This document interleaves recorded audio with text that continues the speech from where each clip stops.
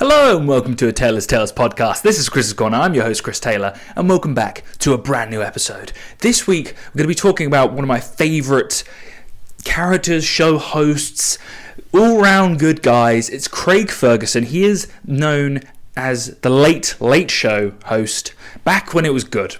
And to me, talk shows aren't great in the first place. They're very contrived, they're very stiff. It feels like the entertainment is mediocre, to say the least. Everything's forced, everything feels unflexible, and it shows why the internet has truly taken over, because it has put a lot of the TV-orientated audience into the graveyard and brought in the youth and shown that what we want is actually reality. We want someone who isn't false.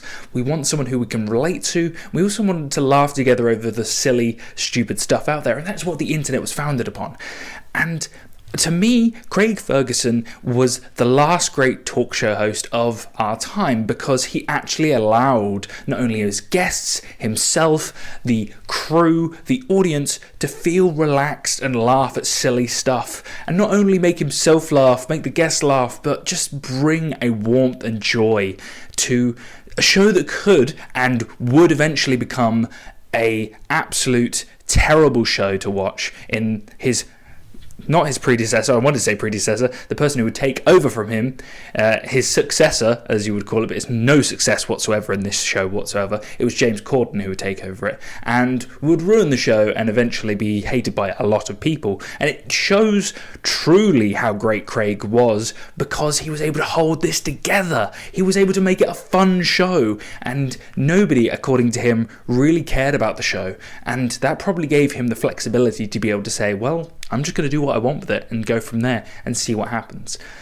And to me, what made it even greater was that the guests that he did have on were fun, free, and they also just wanted to talk to Craig. It wasn't feeling like they had to be there, which is 90% of the stuff that you'll see on the shows on television, is that they are just doing it purely for the press. And I'm not saying that Craig wasn't, using his audience to be able to get better show like guests in there. I'm saying that it wasn't just about that. It was also just about having fun. So one clip I want to start with is that the last ever interview ever done with Robin Williams was done by Craig Ferguson, and what a clip it is. So please enjoy this last great clip of our fallen comrade, our beloved Robin Williams and Craig Ferguson. Anyway, Sarah in Rock Springs, Wyoming says, "Dear Craig and Robin, my friends and I are forming a punk band but can't agree on the name. What do you think you should call ourselves?" Is it an all-girl band? Yeah, let's say it is. How about Chlamydia? That's good. Do you know, I went to very recently. I was in a bar in Scotland, in rural Scotland, and I went into the restroom, and there was a sign up, right, one of these public announcement signs in the bar, and it showed it was a drawing of teenagers dancing, and about to have sex, and it said, "Everyone's out and about, including chlamydia."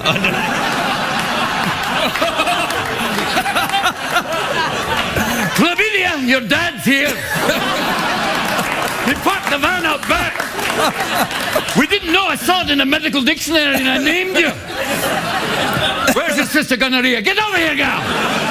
Oh, they'll do it. I'd say go a little easier. Spams, that's a little much too soon. Oh, no, wait. You can do haggis. Haggis, that's true. Right. This is a vegetarian haggis. Oh, yeah, that's a great one. That'll just blow your cheeks apart.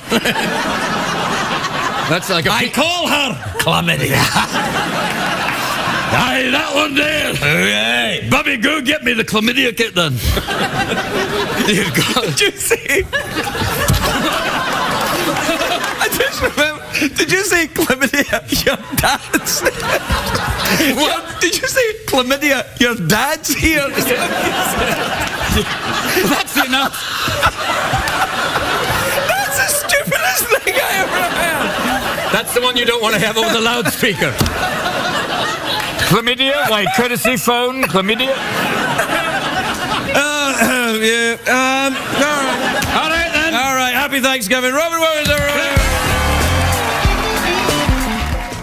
So that was Robin and Craig having an absolute laugh, talking about, I used to make reference to this when I was a kid, when I was at school, about Robin and Craig laughing together. Chlamydia, your dad's here! Like, nobody would get it. Nobody would get this reference, this niche reference. Chlamydia, your dad's here!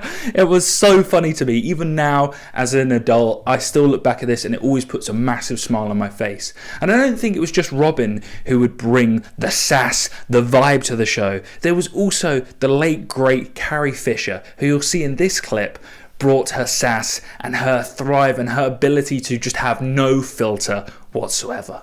So, enjoy. Your mother was married to my father. To your father. My Hey, these days, that's something. my father was a man named Eddie Fisher, and they were best friends with Elizabeth Taylor and her husband at the time, Mike Todd. Mike Todd tragically passed died. away in a plane accident, and my father consoled Elizabeth with his penis.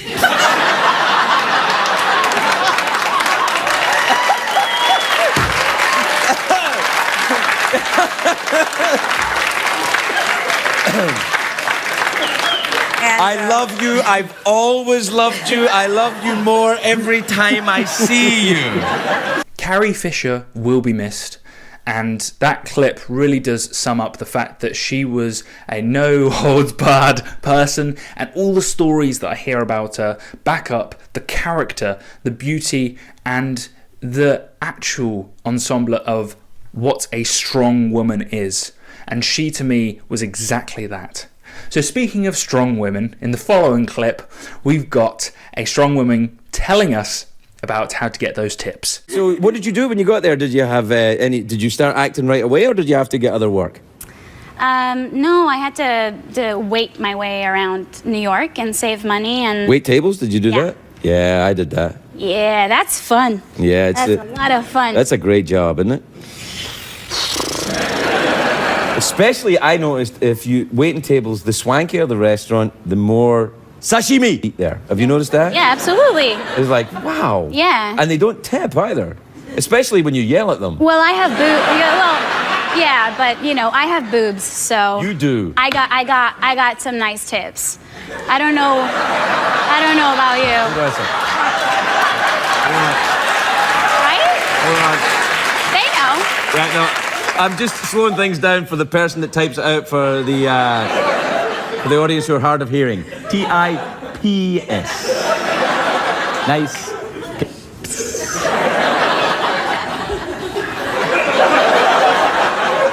English is not my first language either. Not right now, anyway. I think the main thing we can get from that clip is that Craig allows his guests to talk, and he doesn't just force them into a segment or some sort of event that's happening on the show, or that they're out of time, which they do, but they always allow the flexibility to just push a little bit further because they're trying to get the maximum out of their guest. And Craig allows that, and by doing so, the guest, by talking, almost digs themselves a hole into a hole of hilarity, which you'll see in the following segment. So I thought, I'll just go to karaoke. I didn't make it to karaoke that day, but that night I had a dream that I went to karaoke. And when I went to the karaoke booth that I usually go to, I opened the door and Jeff Goldblum was in the room singing. No. And then the next day I got an email saying, the other guest on the show is going to be Jeff Goldblum. And I literally freaked out. Like, I couldn't even make this up. Yeah, Isn't this crazy? Did you meet him backstage? Yes, and I told him this story and he cried. He didn't really cry, but I feel like he wanted to.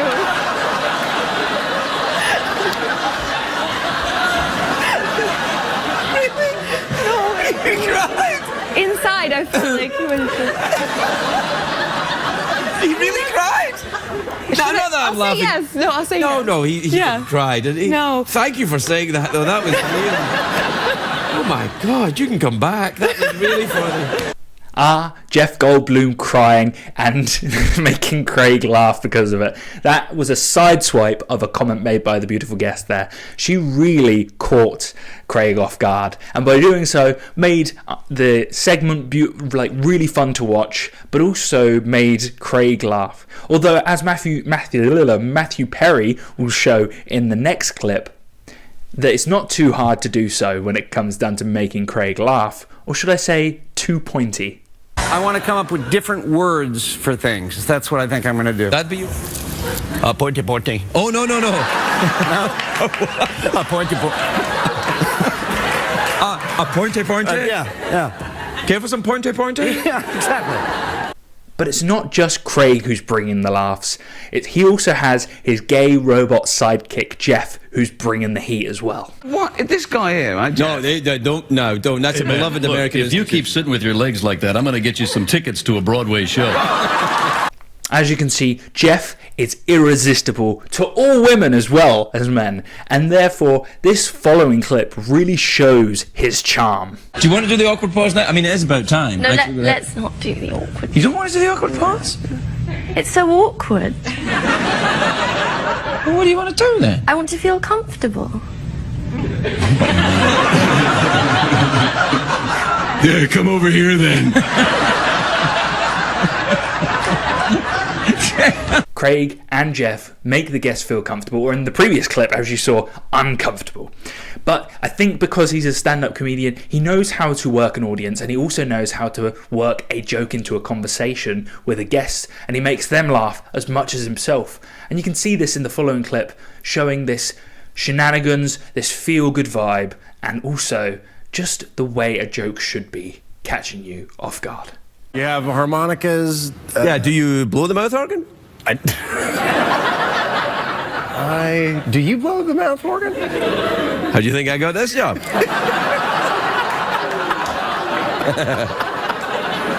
But what was truly great about Craig was his ability to take games and bits and make them into the best part of the show. They were so fun. They were so unexpected. And in the 2,000 episodes that were recorded in the Late Late Show with Craig Ferguson, you'll find that this following bit is a comedic genius piece of comedy / talk / just making a small thing into an absolute pure laugh fest. Enjoy. All right, this is from Steve in New Orleans, Louisiana. You ever been down to New Orleans there? You ever been down on the bayou? Is that what they call it, the bayou? Yeah, you been down on the bayou, Geoff? Oh, hell yeah. I go there at least once a year. Really? Yeah. Do you have a place down there? I do. I've got a little pad down there. Really? You should come down sometime. You know, I'd love to. That's a great idea. We could. What do you do down there? Go fishing? Yeah, we go fishing and we throw beads at people. We take our clothes off, go swimming. Just you and me together. So just like what we do here, then, basically. Hey. All right. This is from Mark in La Costa in California. It says, Dear Craig, I hope you don't mind, but I have a question just for Geoff. No, not at all. This is for you, Geoff. Do you want to just read it yourself? How dare you?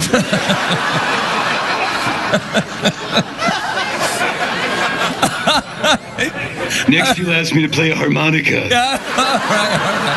All right. It was a little insensitive. I'm sorry. All right.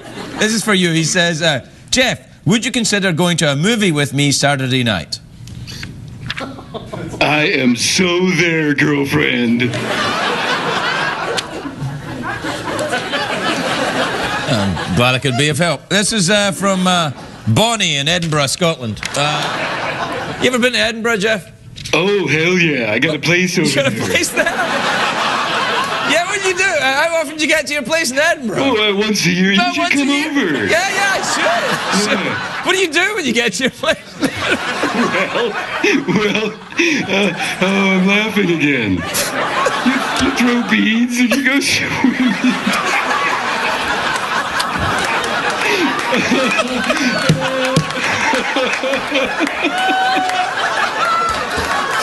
Good night, everybody.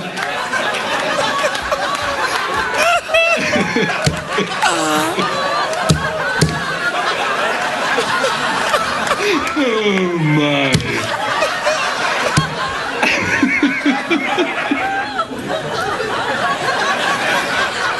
All right.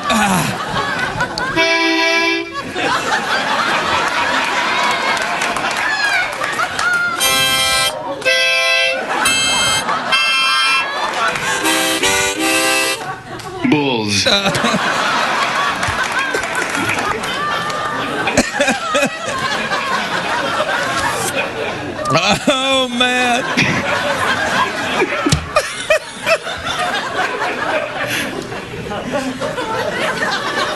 All right, this is from... All right, it's from Jenny in Concord, New Hampshire, who says... Dear Craig, I'm looking for a great summer vacation. For once, I have some bucks to spend. Any suggestions? Well, come on, Geoff, you have places all over. Where would you suggest for a great summer vacation, if you've got a little money? Well, come to my place in New Hampshire. New Hampshire?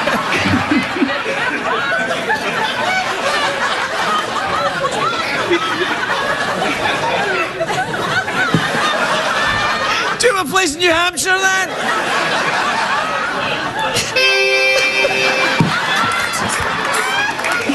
We'll be right back.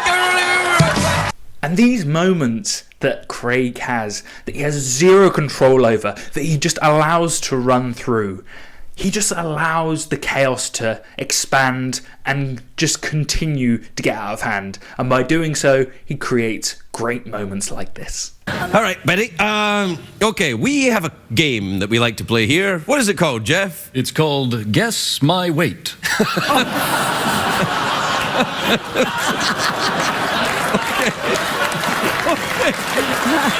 Wow! I'm sorry for laughing, Betty. It was just that was really fast. I didn't tell him I was going to do anything. Right. That skeleton man, boom! He's right there every time. All right, so we'd like to play a game called Guess My Weight. Craig again showing the madness that he allows to riot across the show and make us all feel like there is no schedule. But at the same time, he's holding the show together on task, and at the same time holding the producers hostage almost in their own time zone, but at the same time bringing us entertainment that can just make you feel like it's an endless laughing reel. And these clips show that. Janice in West Lafayette, Indiana says, Dear Craig, Geoff and Secretary, mild or spicy salsa? For me, spicy. Geoff, for you? Spicy. And for you, Secretary? Oh, no salsa at all. Spicy? No salsa, but if you have salsa. No salsa. Let me get this straight. No salsa, but if you do have salsa, spicy. That's so stupid. Hello, Craig and Geoff. My roommates and I play a drinking game where we have to take a drink every time Liam Neeson, Sean Connery, or a Michael Caine impression appears on your show. Do you find this troubling? I don't mind it at all. Geoff? Quickly, there is no time. Drink it. Yes, I think it's probably best if you drink it down to the last drop. I don't care for salsa, but if I do have some...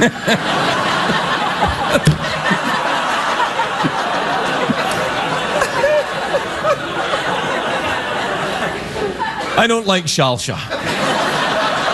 But if I ever... I don't know why that strikes me so funny. If you're going to have salsa, you might as well get spicy salsa. That's what I'm saying. As well as having a talking horse and a gay robot sidekick, he also has Morgan Freeman giving him fantastic, overheard thoughts in his mind that revolve around ham sandwiches. You hearing something? You're mine, Craig. Leave now. This is going very badly. Craig began to hear voices in his head, including my own, Morgan Freeman. But not Morgan Freeman for legal reasons. Craig stared up at the lights, wondering how long this bit would go on, how much time he could take up before the segment was over, before he could get home and enjoy that ham sandwich. With mayonnaise and lettuce. No, I don't like lettuce. Craig had lunch with her and her mom over a delicious ham sandwich, but with no lettuce because he doesn't like lettuce. Maybe a little bit of...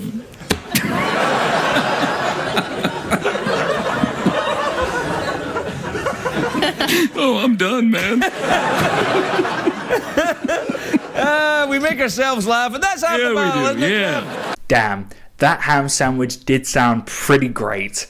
But you know what was truly great was the fact that he turned a ham sandwich thought by an over voice of Morgan Freeman into a bit that made us laugh, the audience laugh, and just create a moment out of nothing. And I think this is further shown by his ability to take accents and some silly shows that you wouldn't really think of. And you'll take the German accent and you'll say something silly like Daffy Duck. And we talk about watching the Daffy Duck show. Yes, you want to see the Daffy Duck. And as you can see, that I'm not bringing any justice to it. But you'll see in this clip that he turns something silly and mundane like I was talking about it and turn it into hilarity. All right, Hans in Germany says, Dear Craig, this is an important question. What is the best American cartoon to watch when you are enjoying some homemade cigarettes?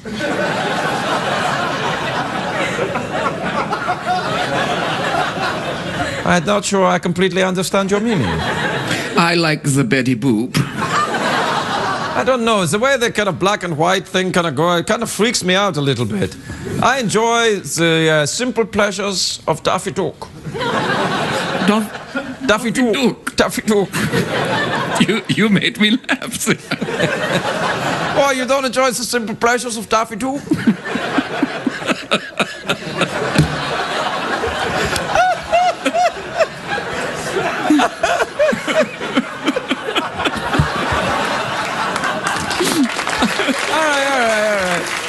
All right.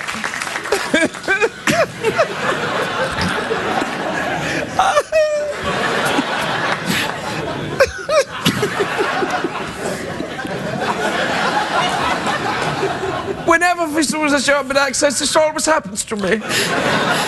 And sometimes our logs touch. I hope you enjoyed all the clips that I've put together there. I hope they show how great the Late Late Show with Craig Ferguson was, and that comedy is in the small moments, in the silly things, not in the schedule, not in the contrived, not in the script that is written, but in the moments that you'll find that just come out of nowhere, out of nothing. The thoughts and things that you want to say but you don't know if it's okay to say, those are the moments that make us laugh. And to be in a time now where everything feels like it's a cancellation, watching back at these clips and watching back at these moments or listening to these moments really put a smile on your face. And we need to remember these things. These comedians such as Craig Ferguson, who truly brought his A game to something that didn't deserve him. Let's be honest. The talk shows are contrived, as I said at the beginning, and they don't deserve someone as brilliant as Craig. And those 2000 episodes will always be on the internet out there, and these clips give a true testament to his greatness and his just comedic genius. I will truly forever remember him as somebody who brought so many smiles to my face when I was getting on with my A-levels and trying to study and trying to do all these things, and he just made me laugh in the moments that I didn't necessarily want to. And that is truly something that we can all appreciate. Whether you're at uni, at your job, you just need a laugh.